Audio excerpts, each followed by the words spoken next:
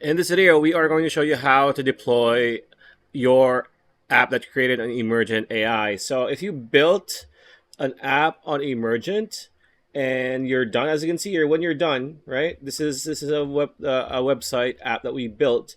We can just click on deploy, but as you can see here, if you're on the free tier, you really can't, right? You really can't do it.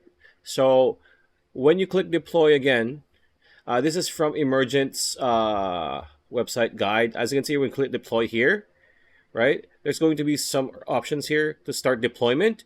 You just need to follow those instructions so that you can deploy your app. And again, remember, you need to be at least on the pro tier, right? Pro Lite works well too, but you need to be subscribed, and better for annual because it is 17% off.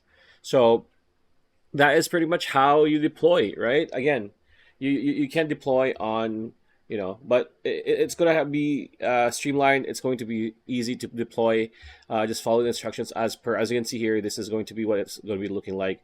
And yeah, pretty much it. That's the video. Hope you liked it. Like, comment, share, subscribe, ring that bell icon. See you on the next video.